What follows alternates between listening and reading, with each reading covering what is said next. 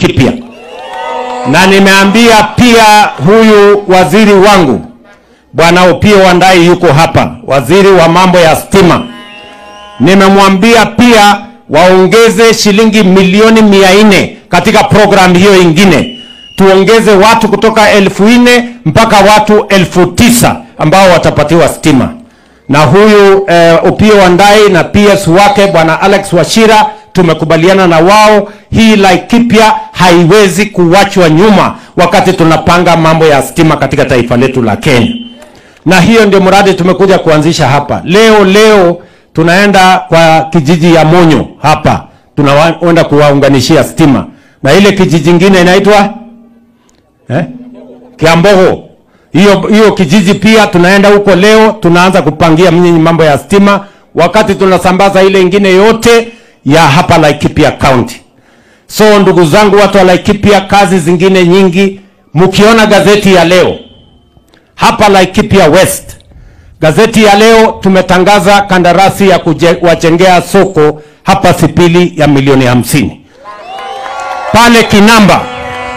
Vile katika gazeti ya leo tumewatangazia soko ya milioni 50 pale Kinamba.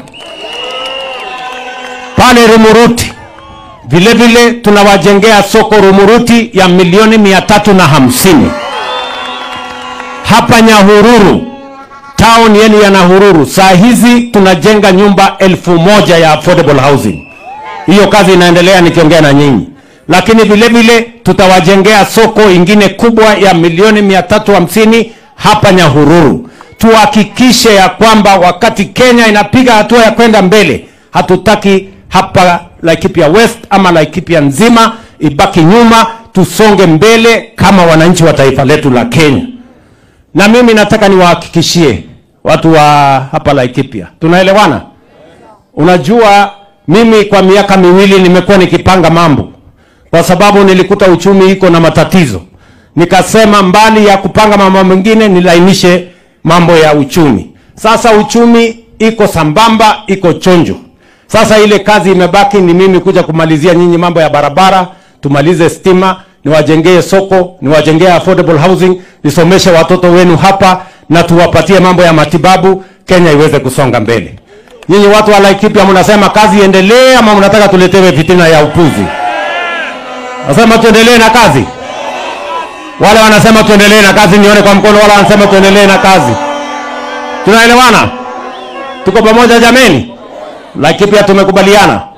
Na mimi nataka niwahakikishie ya kwamba hii Laikipia, mimi nikiwa rais wa Kenya, haiwezi kubaki nyuma. Mimi nitahakikisha ya kwamba wakati Kenya inapiga hatua ya kwenda mbele, Laikipia iko katikati ya hiyo mpango ya kupeleka taifa letu la Kenya mbele. Na mtu asiwadanganye na siasa ya pesa 8 kusema ati sehemu hii itawachwa nyuma. Hiyo ni upuzi, hiyo ni ujinga. Mimi nawaambia Kenya itasonga mbele, Laikipia ikiwa katikati ya kupeleka taifa letu la Kenya. Laikipia hoye! Laikipia hoye!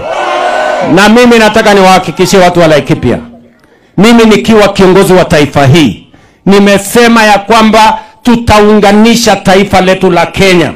Kila jamii, kila sehemu, kila county, kila dini tutaunganisha, kwa sababu umoja ni nguvu, kutengana ni udhaifu. Tunaelewana? Na hii serikali mlinipatia nafasi ya kuunda hii serikali, inatutosha sisi wote. Sio lazima mmoja aondoke ndio mwingine apate nafasi, hapana. Sisi wote tunateshea ndani ya hii serikali, kwa sababu hii ni serikali ya Kenya na kila mmoja wetu ni Mkenya. Kila mmoja wetu analipa ushuru. And I want to give you my confirmation and I want to give you my assurance that no community is going to be left behind. No region is going to be left behind. No religion is going to be left behind. We are going to move together as one united, prosperous nation called Kenya. Na sisi wote tutatembea pamoja safari hiyo. Ndugu zangu watu wa Laikipia, mnasema tuungane ama tutengane jameni? Mnasema niunganishe Kenya hii? Mnasema niunganishe Kenya? Wale wanasema niunganishe hii Kenya iwe moja, nione kwa mkono. Basi mimi sitaki kusema kuzidi hapo. Najua bado tuko na kazi nyingine nyingi ambayo mnataka tufanye hapa. si ndio? Muliniuliza mkiwa watu wa Laikipia nisomeshe watoto.